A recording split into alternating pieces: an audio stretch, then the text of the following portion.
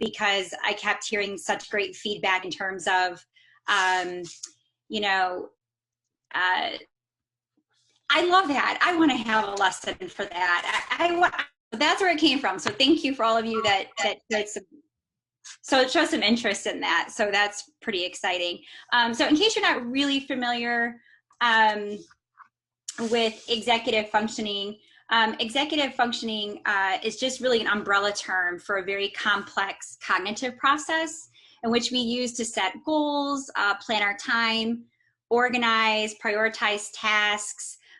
We monitor, we self-check, and it's kind of how we get through the day. And we don't realize these things are actually happening. And so I put this little slide up for you to see that these cognitive processes are actually like little wheels spinning in our minds. And as you can see that they're all connected. And so as we're going through life and getting through our task, from simply getting up and getting ready to go to work to going into a meeting or picking up the kids from school, all these wheels are turning together to help us accomplish those tasks. And so, you know, one of those wheels is managing time. One of those is organizing our mental and physical spaces. It's self-checking, it's flexing our thinking. So what's interesting about this process is that if one of our wheels starts to slow down and we have a little bit of a weakness in one of them, as you can see, that are spinning. And so what ends up happening is you may have been that person who was always on time. You were the person everyone relied on that would show up early, to now you're running late for everything and people can expect you to show up 20 minutes late. And that could be just some kind of weakness in one particular area, not necessarily your time management. So, so with our students, you know, this is an easy process. Their brains are still developing. So we are, you know, sharpening those wheels for them and those skills. But as we get older and we are adults, with all the research I've done, I discovered that it's a little bit harder for us to make changes, and it's a little bit harder for us to kind of get out of a particular routine that works for us. And so I thought, well, if we're going to do this program, we got to figure out a way to really get into the right mindset to start making these changes ourselves. And so my friend and colleague, Jen Connors, a little shout out to you tonight. She was the one that told me about Melanie, our keynote speaker this evening, because Melanie is a licensed social worker and life and weight coach, and she is the class of 1995 Magnificat, so we're very proud of that. And when I reached out to Melanie, she was graciously accepted our invitation to start this series off by really helping us understand what we need to do, how we need to prepare ourselves to make changes further into our executive functioning skills. So Melanie, I am going to turn this over to you and let you begin. Thank you very much, everybody, for joining us. Yeah, can you hear me okay? Awesome. So, you know, I'm so excited to be here. It's kind of, my mom was so happy to hear that I was having a talk at Magnificat, and I had such amazing years there. So I'm really happy to be here. And before I get into my talk, I want this to be, you know, interactive and for you guys to be participating even if you're not talking to me. So the first thing I have an ask for you is to jot down, if you have pen and paper nearby, or at least, you know, kind of hold the space in your mind, to think about one thing that you really want in your life right now. Kind of like, wouldn't it be great if? You know, some examples could be, you know, like lose 30 pounds in a year, or get a raise or promotion at work, or increase my connection, you know, with my kids or my family members. And I just kind of want you to have that, you know, in your mind as I talk, to sort of see how this goes along with that one thing that you would really like to create in your life right now. So a little background on me. I was thinking as I was writing the talk that choosing Magnificat was one of the first times I really followed my intuition. It was not a logical choice for me to go to Mags. I lived in West Park, Cleveland, and most of the girls from my Catholic school, St. Mel's, went to St. Joseph Academy. And in fact, they were offering some tuition reimbursement if you had a Cleveland address, which I did. And when I went on the tour at Mags, I just had this inner knowing that it was the school for me. Even though it didn't make logical sense, I'm sure it was really hard on my parents financially, but I was just so passionate and drawn to it that we made it happen, and I'm so glad. 3 of my very best friends I met at Magnificat my sophomore year, and we're still friends 30 years later. I don't even know. I mean, it's been a long time. So I still have these friendships. We talk daily. I think one of them is on the call. She has a daughter at Mags, which I can't believe. So it's just really a happy place. Then after Mags, I went to John Carroll, which was also a great experience, except it had boys. So that was interesting. And I got really into psychology, philosophy, sociology. And the chair of the sociology department, I think she saw my passion and she nominated me to go to Case Western Reserve. They had a partnership for a 3-2 program. So I got to start my graduate training a year early. So there we go, Mom. I saved an extra year of tuition at John Carroll and started Case earlier than I could have. And I became a social worker through that. And I was really drawn to more therapy practices, counseling practices. I got certified in cognitive behavioral therapy, which is a fancy way of saying, your thoughts, your cognition, influence and create your feeling states and ultimately your behaviors that you engage in. Long story short, I opened up my own private practice. I'm actually in the office here in Avon Lake, and one of my clients told me about a podcast she had been listening to that sounded like our work. It was a life coach school podcast, and I listened. I got hooked. Again, second time, I was drawn to, I followed my intuition. They had offered a in-person coach training. And again, just like my decision to go to Magnificat, I knew I had to go. And it was not the logical decision. It was the first time I was away from my family for several days. I think it was 8 nights. And I became a life coach, thinking I was just going to use it for my own personal development. But it was so life-changing, and I don't use that term lightly, that I ended up deciding to own my own coaching business where I help high achievers, really maximize their potential, feel better, and, live the life that they want. So I'm going to take pieces and parts from my training as a social worker and mostly as a life coach around mindset to teach you how to use your brain to get what you want in life. And if you want to look at that thing that you wrote down, to keep that in mind while I'm talking. And I know we talked briefly, Emily, about a growth mindset, which really means that we believe that learning and intelligence, can grow over time. So this talk in of itself, is in line with a growth mindset. So that intelligence can be developed, basically. So what I'm going to teach you here, does help us grow if you are open to learning it and applying it to your everyday life.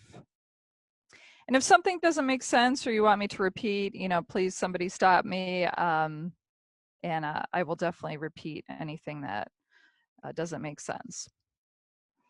So I need to dispel some myths when it comes to planning. My talk is all about the power of planning. And I really want to dispel some myths to start with.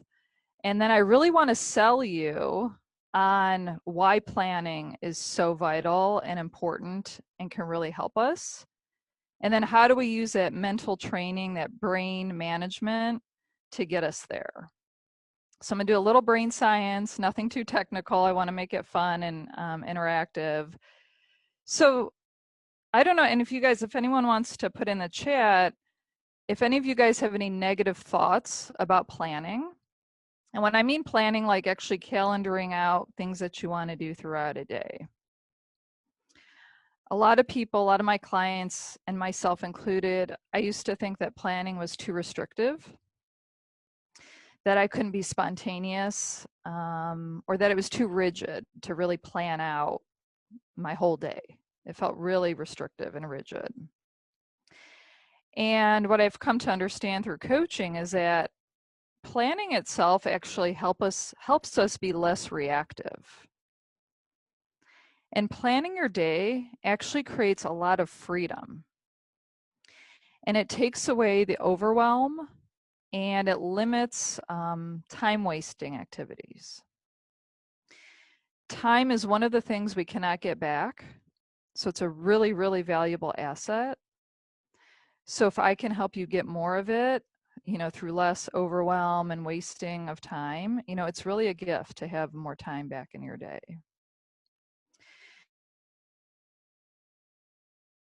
And I'm going to take you through my planning process. The more I've become a believer that planning actually equals freedom. So just kind of want you guys to think about that. And I really want to sell you on, why we should do it. So I feel like planning is something super obvious. It's like one of those things that most of us know we should do, kind of like eat less processed food or exercise, but many of us don't do it regularly. We know we should do it, but it's just something we get away from. And I think a lot of that is because we don't have a really strong, or no one's told us a really compelling, potent reason why to do it. And when I learn why things are important, it really does help me get motivated to do them. Like a lot of coaches or therapists would tell me to breathe more. And I always wanted to know why. Why do you tell me to breathe more? And then once I understood why, that just really helped me be compelled to do it more often. So the power of planning is a little deeper than meets the eye, at least the way that I teach it. So planning is literally a precious gift you give to your future self. And I think many of us don't normally spend time thinking about our future self, our self 5, 10, 25 years from now, if we're blessed enough to still be here. We do it a little bit, obviously with money or, savings, but in general, we're not spending a lot of time really thinking about what my future self wants, needs, and would desire. So I really want to help you give this precious gift of to your future self through planning. And I think the reason, again, we get away from it is because a lot of the stuff we plan is a little bit dull. It's not super exciting or sexy. It's regular health checkups. It's, eating healthy. It's working out. It's saving money. It's not always the most fun stuff. But when we are able to delay this gratification, our future self is just so happy. And I spent a lot of time thinking about myself 10 years from now and what I could do now that would really help her have a lot of gratification in the future. And planning is the process I have to go through to give that to her, myself, but in the future. So in order to do that, this is where the brain science comes in. It's really understanding what gets in the way of that. And it has to do with one of the parts of our brain that I want to talk about. Any questions before I get into the nuts and bolts of the brain? Is this making sense? Awesome. So the two parts of our brain that I talk about when I'm helping people set goals and plan is our primitive brain and the prefrontal cortex part of our brain. So the primitive brain, in coaching, it's funny, we call it our toddler brain. It's like the part of our brain that wants something and it wants it now. It wants instant gratification, it wants pleasure, and it wants to avoid pain. And we need this part of our brain because it's also the part of our brain that keeps us safe. If you were to, be outside and a car came by, like your primitive brain needs to help you get out of the way quickly to keep you safe. And then as humans, we have the privilege of having a prefrontal cortex. So this is a part of the brain that helps us plan and delay gratification, delay pleasure, and embrace some discomfort for our growth. And I think a lot of people are not using their higher level brain as much as they could, which kind of is a tragedy because we are really blessed and privileged to have it. I have a really cute Boston Terrier dog named Dugan. And, he doesn't have this evolved prefrontal cortex that can plan out his day or whatever. Like he just wants treats, he just wants to play. So I do really think, this is something that as a human, I have the privilege of having. So I try to really, utilize it to the best of my advantage. And I think we don't teach our children how to leverage and use the brain to get the results that they want. We also say in coaching that the primitive brain is like a toddler with a knife. Like if it's not supervised, something bad can happen. So we want to use the higher brain to supervise that lower brain when it's not doing things that are helping us. If we're safe and the primitive brain is still kind of being loud, we need that higher level brain to kind of settle it down. So when we're planning something, we're recruiting that higher level brain. So whenever you're planning, you have your best interest at heart. Like if you pack a lunch, traditionally you don't pack a lot of terrible food. You might put like a little Halloween candy in it for dessert or something, but in general, you're not going to put like what I call gas station food in your lunch. Because you're planning, you're thinking about your future self, you're considering options. So you're recruiting, and I'm going to call it the PFC, the prefrontal cortex for short. So planning is like your best friend because it always is considering future outcomes. So very important to use.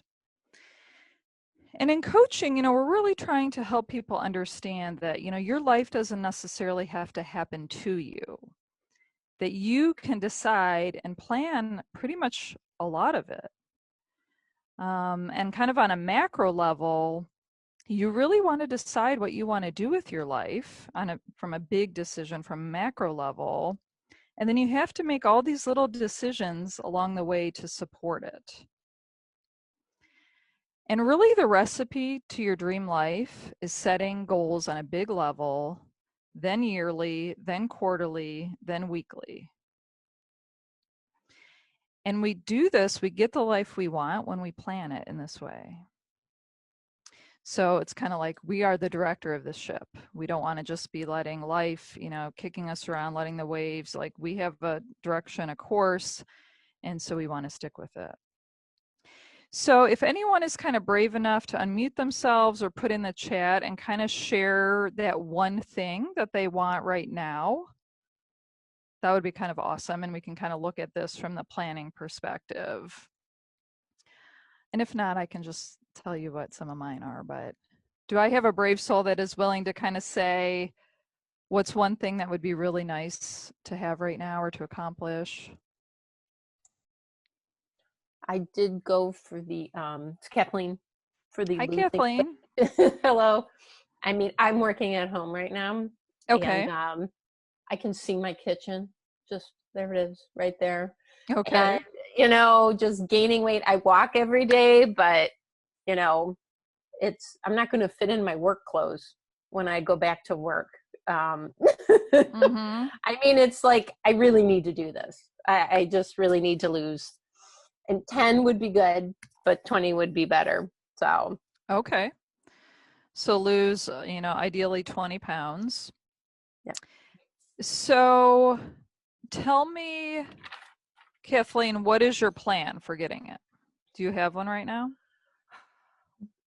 Not a very detailed one. I'm moving more.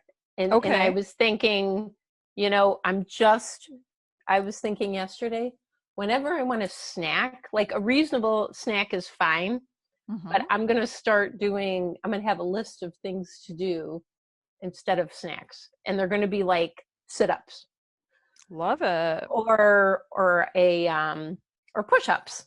Okay. So I was pretty good, and I should be doing those anyway, but those were going to be I figured I had to substitute it because it's not enough to say I'm just not going to snack.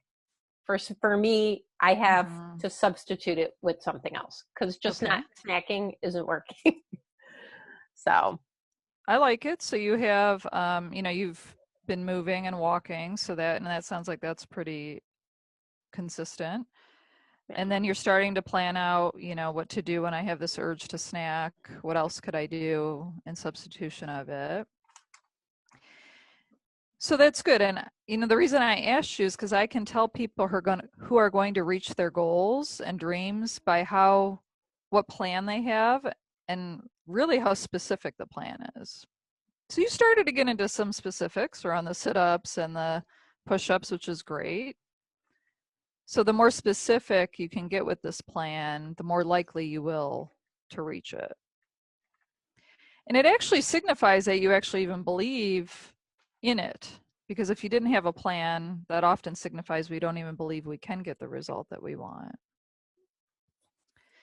And Kathleen, I'm going to be talking about how to allow urges during this talk. So that would be really good around the snacking. Like, how do I allow myself to have that urge to snack without giving into it? So I hope that's helpful to you. Are you still with us? Yep, I am. Oh, okay. Yes. Does that make sense? It does. Yeah. Okay. Yeah. There's other things I've done, but like it's bad when you go this long with really not walking. I Mm-hmm. mean, I actually walk almost every day, but walking itself doesn't really lose weight. I know it.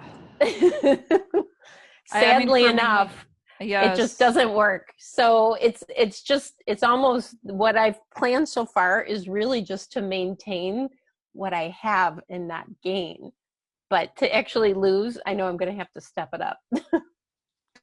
So part of the stepping it up would be creating a really specific plan and then putting it on your calendar, and which might include some meal prep or like a list of other activities like your sit-ups and push-ups that you can do instead of the snacking. And I'm going to teach you how to allow urges, which I think will be really helpful during this talk. And we have so much access, right? Because so many of us are working from home. So like you said, the pantry, the kitchen's right. You might be like standing in it. So the more we can let ourselves allow those feelings to come up without answering them with the food or whatever we're craving, the more power you're going to have. So thanks for volunteering that. Mm-hmm. Sure. So just keep looking at, the plan part of it. And on the flip positive side, I like to look at my life like, where am I taking deliberate time to plan? Like, I'm really good about planning my workouts. I'd rather work out than worry on the food side of things.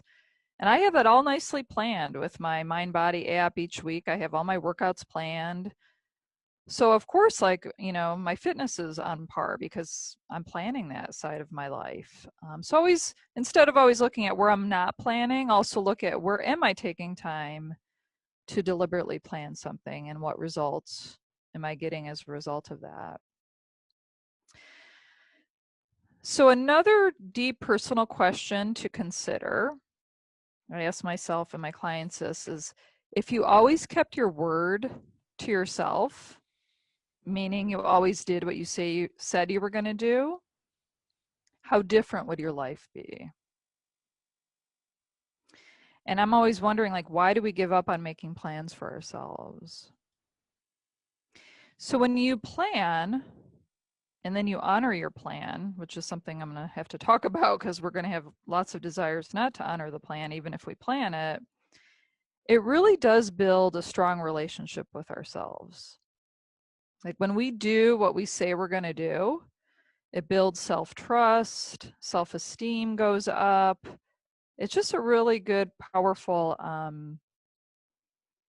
relationship that gets built when we honor the plan that we create for ourselves. And often, and I've been guilty of this, I'll be super consistent in honoring a plan with a friend or, you know, a work event or whatever. Like I wouldn't no show on you guys. Like, of course not. But like sometimes I'm not, you know, planning my meals or doing things that are for me. So that's an area to look at. So I want to teach you my planning strategy and then also how to allow the urge to do something other than what I've planned. That's kind of the third part here. Is there any other questions before I kind of dive into that part of it? Or if anyone wants to comment or has another goal that they want to kind of talk through for a minute? It looks like we had a hand raised. Okay. Somebody just unmuted. Oh, I think that hi, I'm Larry Amato, and I think you're going to get into what my question was going to be with your comment. I was just like, sometimes I put plans together, but I'm terrible of, you know, keeping with it. Yes. You know, I'll go for 3 weeks, a month or something, and then I just abandon it 100%. And I think you kind of alluded you were gonna talk about that a little bit coming up here.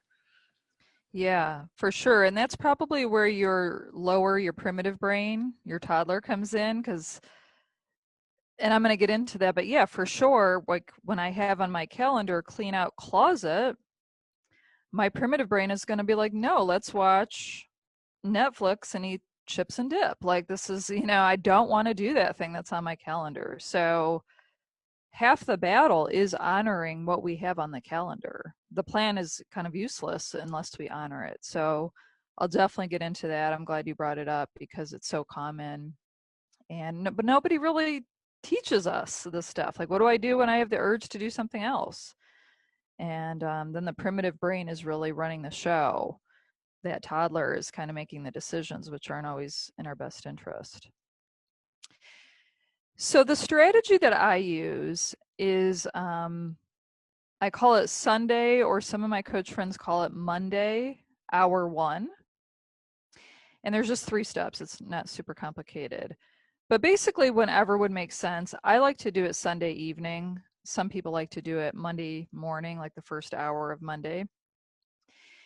Step 1, if you're taking notes, and I have a worksheet if anyone's interested, I can give it to you. But basically what you want to do is sit down and write everything that you think you have to do. And you could either do one for personal, one for business or work, or you can combine it. And I mean everything, like pick up, dry cleaning, buy dog food, get my dog's nails clipped. You know, everything that you can think of needs to get on this sheet of paper.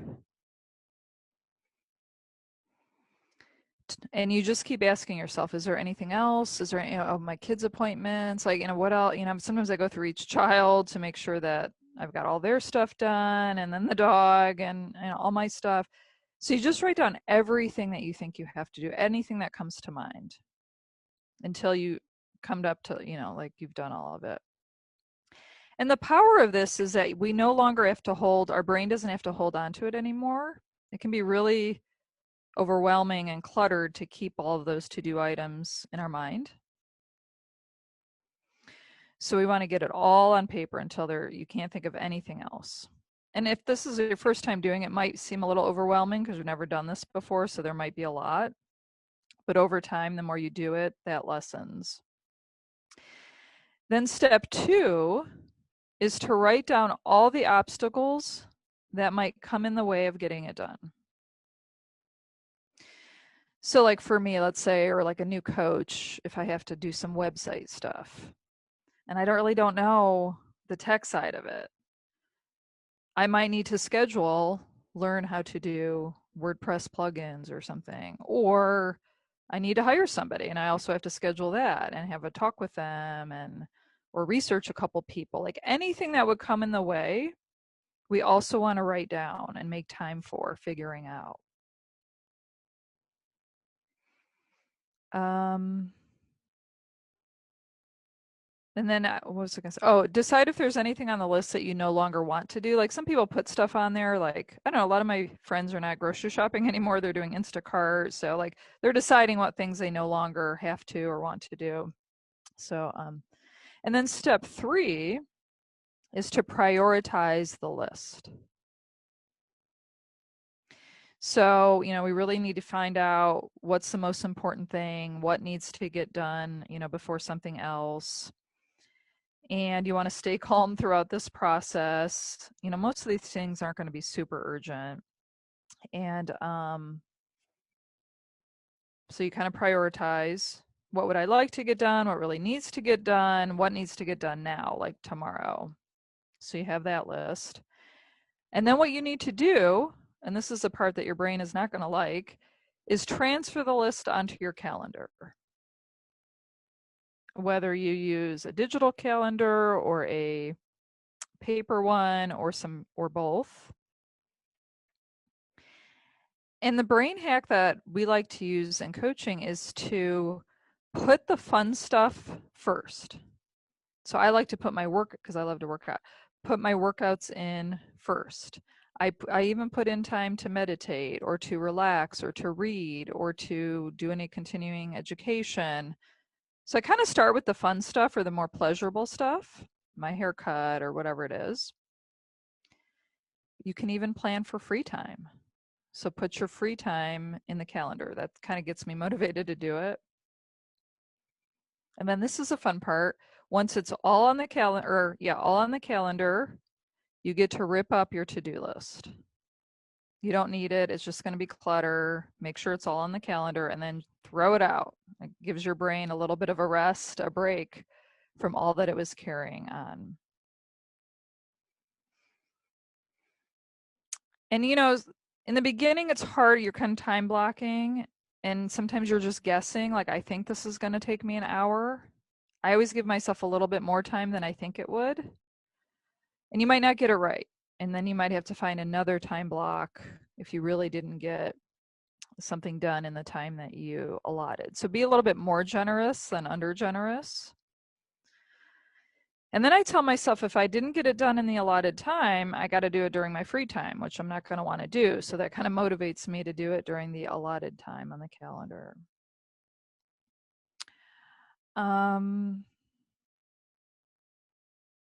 So that's all the calendar stuff. There are going to be emergencies that come up. People are always like, well, what if something happens? Emergencies are rare. You know, if a kiddo, whatever, their car breaks down and you just got to abandon all of your stuff. But that stuff is pretty rare. And, you know, just do your best, adjust accordingly. But I really do feel like those are pretty rare. Okay, so this is the fun part.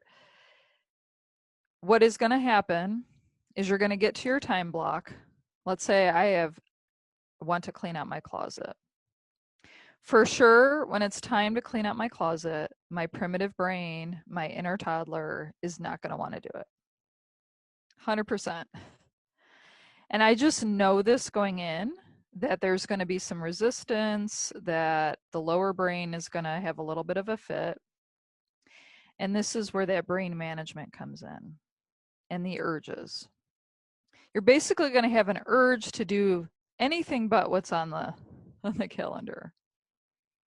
So step 1 is just knowing that might happen. It doesn't always, but it often does. And then what you need to do is allow yourself to experience whatever feeling comes up. And it's like, I don't want to, you know, like you're literally will be like, I don't want to do it. I just want to rest. And I just allow whatever that feeling is. It's usually like restlessness or a little tinge of anxiety, or I don't know, the task might seem really boring. And I just let myself feel whatever feeling is there. I remind myself that feelings are just vibrations in my body. They can't hurt me. You know, I allow them to be there without resisting or avoiding or pushing, suppressing, just letting them be there. while I clean out the closet. And I keep reminding myself about my future self. She's really going to be so happy when this closet is cleaned out. It's going to feel so good, so nice. I'm going to love looking at it. And I let the toddler have a little bit of a fit and kind of parent it like I would, you know, my own child. Like, it's okay, I get it. We'd rather be watching Netflix. But, you know, we have free time allocated later in the day. Let myself have that little inner fit. And I keep going with the task at hand. And this is really what allowing any urges, whether it's to snack, go on Facebook. And we have so many distractions now with social media and the internet. I like to online shop when I don't feel like doing something on my list. So it is quite a challenge. I try to turn my notifications off as much as possible so that I don't engage in distraction during the time block. But it's just this willingness to feel a bit uncomfortable while I'm honoring. And it doesn't always happen, you know, sometimes I'm super productive and it's not a big deal. I just keep banging it out. But I want to prepare you for when you have an urge to do anything but what's on your calendar. Any questions there? Because allowing urges is like really is a huge concept and something that it takes some time to master. So Melanie, my question is, how do you prevent yourself from getting into kind of a time warp within your like social media or whatever your free time is to get back to your calendar? Yeah, so literally like, you know, say I have a half hour and then on my calendar is like write blog post at 3 p.m. I literally am just, it's just everything I told you. I let myself feel that resistance to doing it or whatever the feeling is. Let that happen, allow it to be there, and I do it anyway. It's kind of like this talk. Like I was a little nervous, you know, giving a speech, but I'm doing it with the fear. Like it comes with me and kind of comes and it goes. And it's like letting that side of you come with you, but you're still, it's kind of like a kid in the back seat, like who's bored or doesn't want to be in the car anymore. You know, you're kind of like, I get it, you know, a couple more hours, here's some Cheerios, but you keep going, you don't stop. Does that help? Yes, thanks. You're welcome. You know, and it's, again, we're just trading instant gratification for gratification later. And I always tell myself I'm willing to be uncomfortable now, you know, so I'm comfortable later. Discomfort is the currency to success. The more we delay gratification in the now, typically, you know, the more results we have in the future. If I just blew my paycheck the minute I got it, you know, there would be nothing left in the future. So listen, it's kind of like, and sometimes it's like people are willing to do this all the time. Like nobody really wants to floss or brush their teeth at night, but we do it anyway because we don't want to have tooth decay. You know, we just sort of override the fact that maybe we would rather not do that. So, I mean, my talk here is really helping you honor the prefrontal cortex so that you have the life that you want. And the calendar is really the vehicle to get there. And then the skill of allowing the urge to not want to do it when it's time to do it. And it's okay. Like I never beat myself up. You know, I know that I have this primitive brain. I need it. It's there to help me stay safe. But it doesn't get that this is just, nothing's going wrong. It's just a blog post I need to write. You know, like I feel like so many of my clients want to write books or, you know, like writing a book. I mean, some people spend their whole life wanting to write a book and don't do it, or they take a whole lifetime to write a book. But writing a book is simply sitting down, you know, doing an outline, then the chapter ideas, and like literally just sitting down and honoring your calendar to write this book in this, you know, planned out period of time. You could write a book in like 3 months, but people will spend their life not wanting to do that because they don't want to sit down at the computer to do it. And I get it. You know, I have a primitive brain too that would rather do anything but that. But I've been able to master the allowing of urges so that I can, you know, get what I want in the future. And everything you're doing now is you're going to see the results of it in your future. So it's kind of cool to think about what I'm doing, the workouts I'm doing today and the food that I'm eating today and the checkups that I'm doing today help me in the future. And you have to have that really compelling, strong reason why. And that could be its own talk in of itself. But if I want to lose 20 pounds, it's like, you know, why? You know, why is that so compelling to me? Like Kathleen was saying, like really getting into like, oh, I really want to fit in my clothes. I really want to, you know, feel good in my body and, you know, feel really good in a bathing suit or whatever it would be compelling to you. You have to keep reminding yourself of that.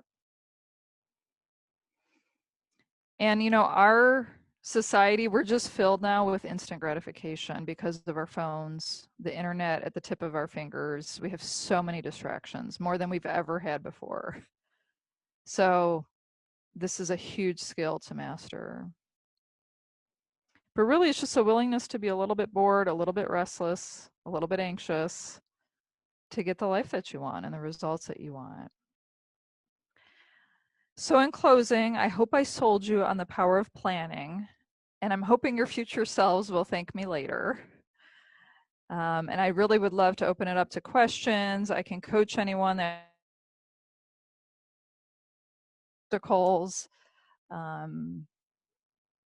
Because I really want you to get whatever result you wrote on the piece of paper when we first started. And it's just a matter of planning it, getting really specific, putting it on your calendar, and then honoring it when it's time to do the thing. So questions, if anyone wants to get in the hot seat, experience a little coaching if we have time. How are we doing, Emily? And Hi, you're good. This is Maggie. You're good. Oh, Maggie. Time. Hi. We have about 15 minutes left. And if anybody would like to ask questions, you can do so by unmuting yourself, or you can pop your question into chat if you would like and remain anonymous. But we encourage you to ask questions. And actually, I will start with a question. Okay. And I'm wondering if you have any advice for, you know, for my husband. He's great about making lists, and he's really, really good about planning, but he is always expecting too much of himself. And then, you know, so then when he can't get it all done in the allotted time period and throws everything off, and then he's frustrated, and then he's in a bad mood. And so you alluded to that a little earlier, you know, allowing yourself more time than you think it will take. But, you know, as a wife, as a parent, as a friend, or even for ourselves, what is a good way to gently kind of encourage more patience with that? Or I'm not even sure what I'm asking, but. No, I get it. It's a great question. I mean, I think whenever we're using anything like that to beat ourselves up or be hard on ourselves, we're kind of doing it wrong, right? Like, and it is very common that people set a really, really high expectation and then really beat themselves up when they fall a little bit short.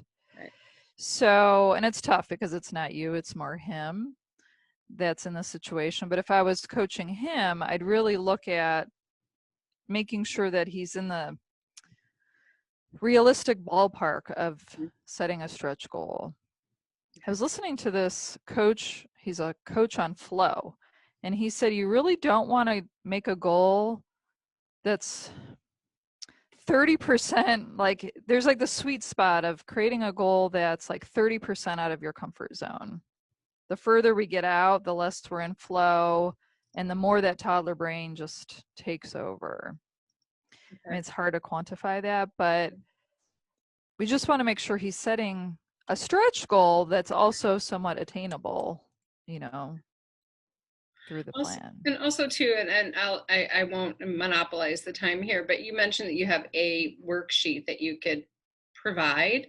Is it something you can email to me, and then anybody who's here and listening, if you'd like to get it, you can reach out to me at mlam@maghs.org, or to Emily Benny at ebenny, EBENNI @maghs.org, and we'll make sure that you get that. And last thing, Maggie, I would say also I always tell my clients, and you guys here, make sure you're looking at what you make things mean. So when you don't meet a goal, it's really important to see, what do I make that mean about myself, usually it's about ourselves, and know that that's optional. And often this is where people start to really beat themselves up and make it mean something negative about themselves, which just isn't helpful. So I'm always asking, like, well, what did I make that mean that I kind of fell short on that? And what else is available for me to think about that?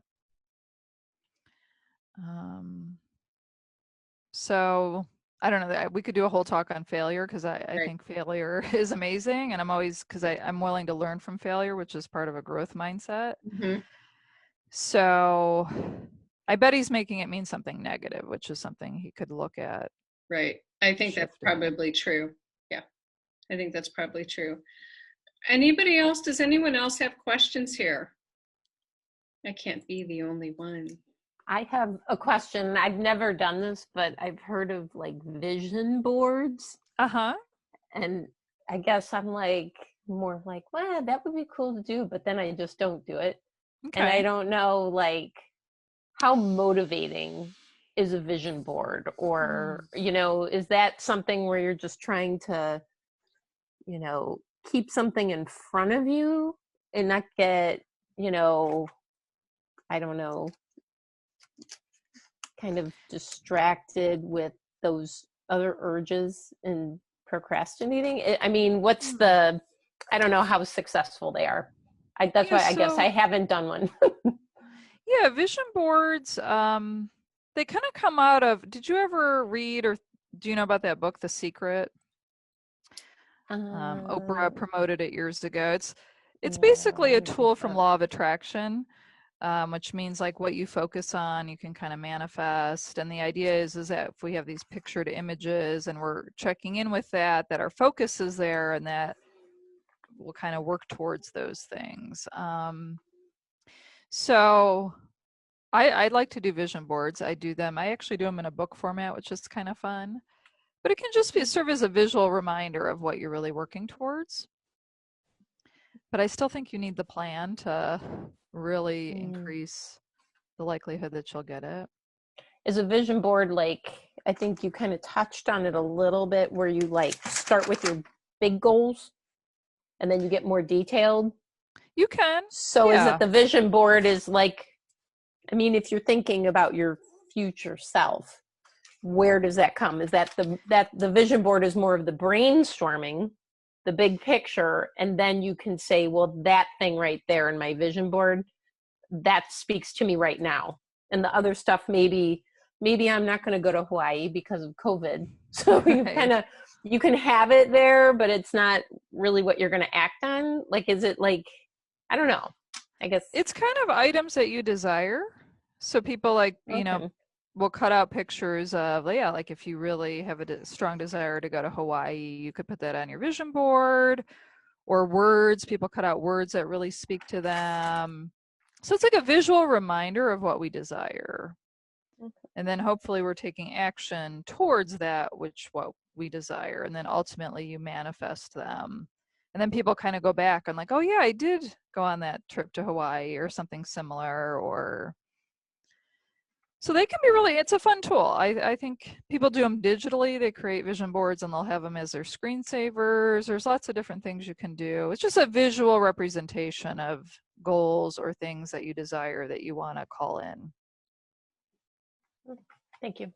Sure. It's kind of fun to do, especially around the New Year's, to kind of start with a new vision board.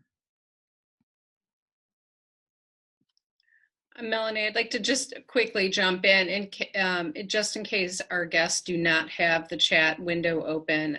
My email address and Emily Benny's email address have both been listed there if you need to contact us following this for more information about Melanie or to get that worksheet. Yeah. Melanie, I wonder if you've seen The Social Dilemma. Oh yeah, great. I have. I was thinking about wanting to show it to my teenager, actually. So one thing we're planning on doing in the next couple of weeks is doing several screenings at Magnificat for that. And I was wondering if you had thought about how these algorithms that are created for social networking taps into that primitive brain, and how they've become really good at having students, parents, and their and everybody kind of succumb to that primitive brain, and how that links into your talk tonight. And I'd love to hear your thoughts. Great question. It's absolutely in line with the primitive brain. And again, a great tool where planning can help, because if you really just plan, which would be really hard for people, but to actually plan the time that they engage in social media, they would save so much time. But absolutely, the advertisers know that, our primitive brain is so susceptible to these, ads and videos, and it just makes us so easy to engage in, pleasure and avoid pain through to what's out there. It's such a powerful series or a show. And so powerful that those executives are not letting their kids, have a lot of screen time. Yeah, I thought that was interesting. Yeah, it's interesting. So our society, because of the internet, like this is the first time in our, time as human beings that we have instant pleasure at our fingertips. Like never in our society have we had instant ability to get pleasure on a moment's notice. Like I could get DoorDash delivered here, and I don't know if I worked hard enough, maybe some illicit drug, or, like we have access to things that are really hurting us and getting us more addicted, leading to us being overweight, just really hooked on external things. But again, I think planning can help, because if you're planning your social media time, like with all this election coverage, I've had to just say, okay, I'm going to watch it from, this time to this time, because it's just overwhelming.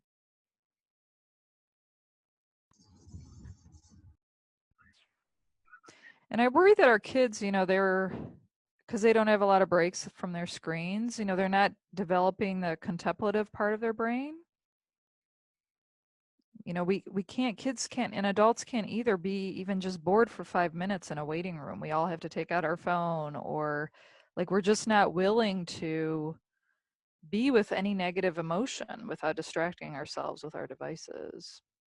And I am kind of worried about the long-term effect of that. Hi, Yeah. Melanie. Oh, sorry. I'm sorry, Keith.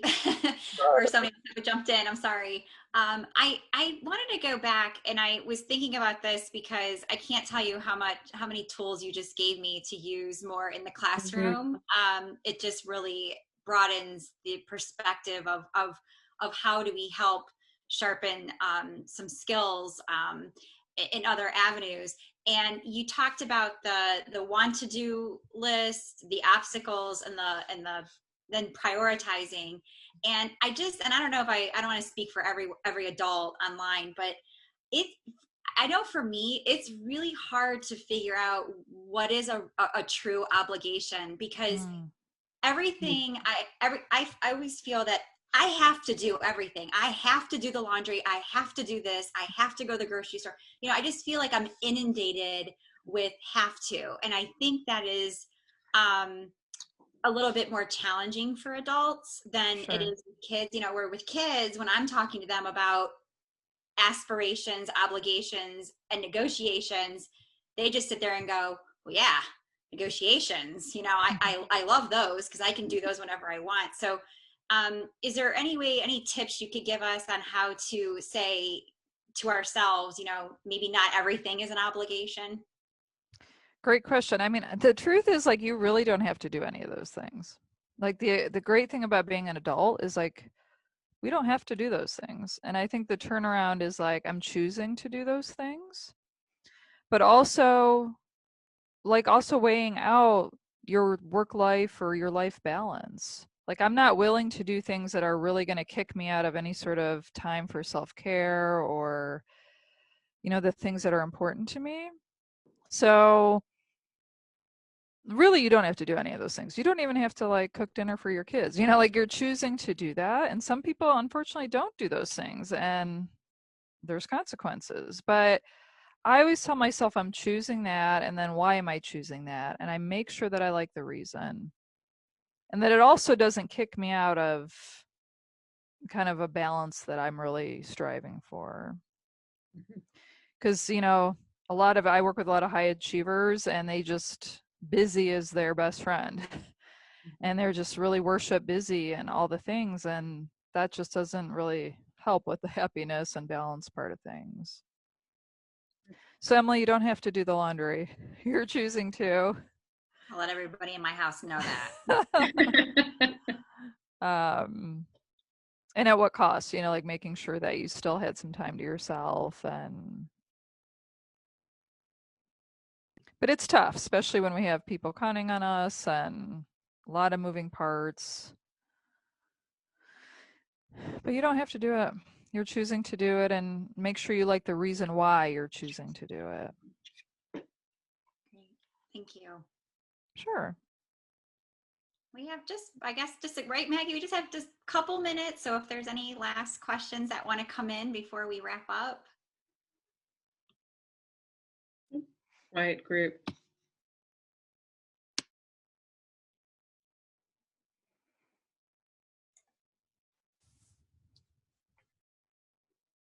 Thank you very much. You're welcome. And if anyone, you know, needed to reach out, it's just my first and last name, Melanie Schmois. .com is my website.